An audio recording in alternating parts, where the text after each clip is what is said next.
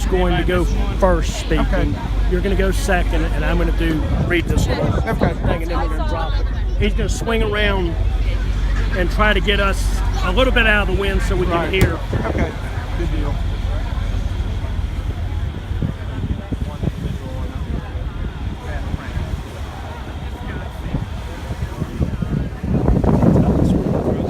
This is Charleston Harbor out there. So we're right at the mouth of the harbor. This is where we're going to stop.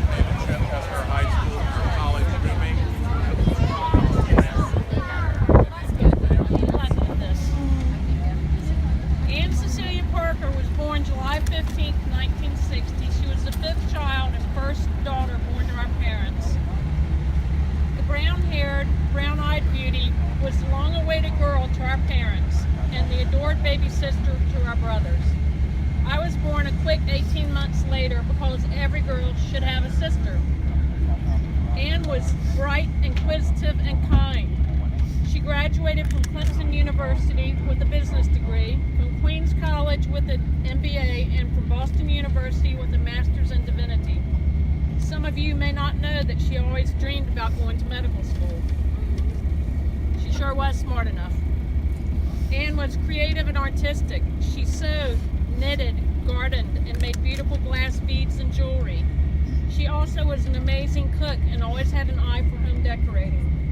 Anne was active and adventuresome. She traveled the world, trekking through Europe, sailing in the Caribbean, motorcycling up the West Coast, kayaking the coast of Washington, scuba diving in many beautiful places, skiing all over the Rocky Mountains, off-roading and ballooning in Moab, Utah, and rafting from North Carolina to Costa Rica to Colorado.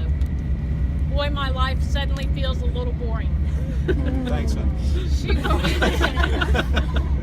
She wanted to share her adventures with me, and we took a wonderful trip to Kauai, Hawaii, where we hiked the Nepali coast and swam with sea turtles. We had plans to travel the world together. Anne was a loving and loyal sister, aunt, friend, and co-worker. She was always everyone's therapist, willing to listen and talk. We could spend hours on the phone talking about everything and nothing. Sorry for all those long-distance phone bills, Frank. And thank goodness for the invention of cell phones. Anne had the ability to make everyone feel like she was their best friend, and she was. She made lasting friends wherever she went. While in hospice, she had friends fly in to see her from LA, Boston, North Carolina, and South Carolina. She was HR manager at Tech for Less, but we all realized she was also the staff counselor. During her stay in hospice, she had so many visits, the staff kept asking, "Who exactly is Anne Parker?" They said they had never seen so many visitors in hospice, and eventually gave us our own entire hall.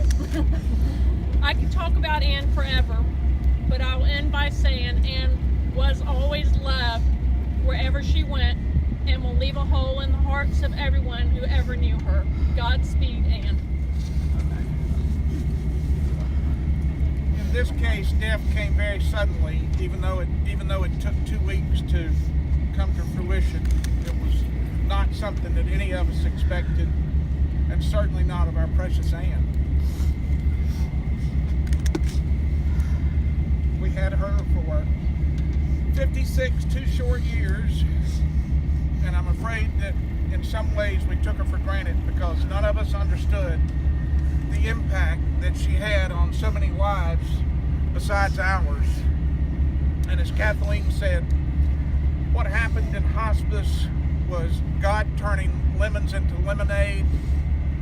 Her friends poured in and they expressed their love to her. They poured their hearts out to her. They comforted us, and they made the whole process for us a whole lot easier, just as everybody here today is doing for us. We can't get her back, but we can honor her memory by trying our best to be more like her. And now, the day I came back from Colorado Springs, I had a I had to come back because of a labor problem in my company. And I had a guy who was really aggravating me, and he called me on the phone, and he was kind of going at me, and I started to lash out at him like I normally would, and I suddenly thought, how would Ann handle this? And I thought Ann would handle this with a kind word and love. And so that's what I did. And I don't know that it made any difference to him, but it made a big difference to me. So I just ask everybody, please try to be like Ann as you're going through the rest of your life. And just a little observation about something. This is a very appropriate spot for it here. As we look out into the ocean, we see boats disappearing over the horizon. They're gone from our view, but they're just as real to people on the other side of the ocean as anything else. So we can't see Ann anymore, but she's still with us and she's still there. Okay? Thank you. And if I go while you're still here, know that I live on. Vibrating to a different measure behind a thin veil you cannot see through. You will not see me, so you must have faith. I wait for the time we can soar together again, both aware of each other. Until then, live your life to its fullest. And when you need me, just whisper my name in your heart. I will be there.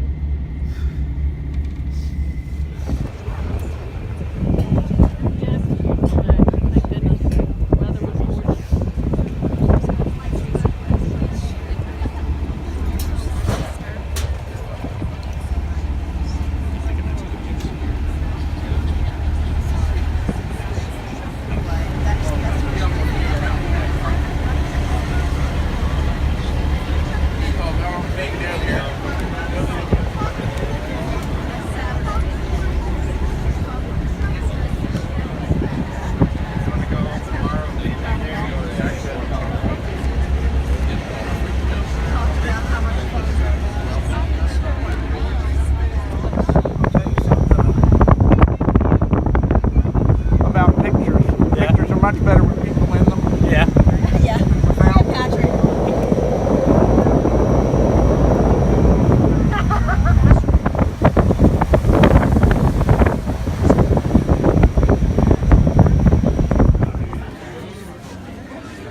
Cake.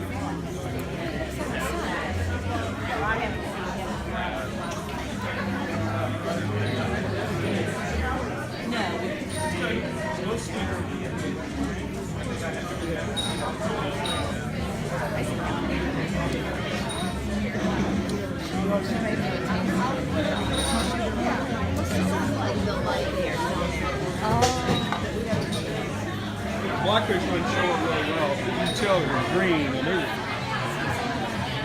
I had to cry because my boy turned 11 today. Just keep getting worse too.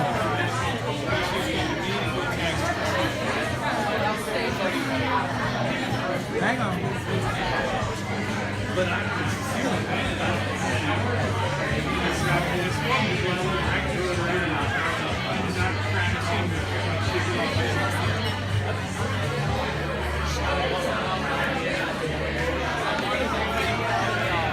I would say we're having a very successful party here. Lots of English friends that she used to work with at Big Tower came from Charlotte to be here.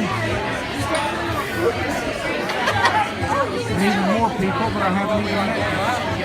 But everybody's having a good time. Good food, good beer, good company. A lot of fun.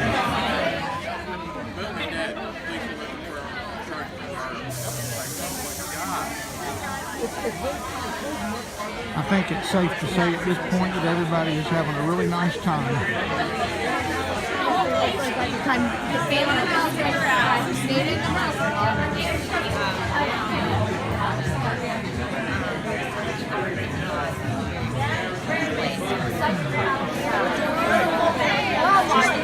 And it's on the lake. and it's got a dog.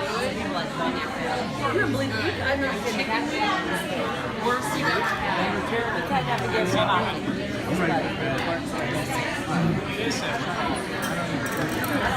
I'm tired of catfish.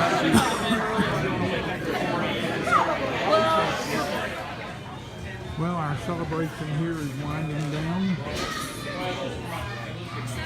Everybody but family and the hardcore is left, and even some of the family.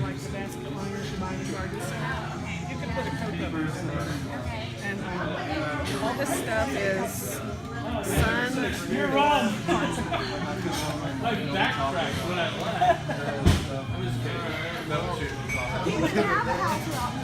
Yeah, I wouldn't know where to live. John and Matt.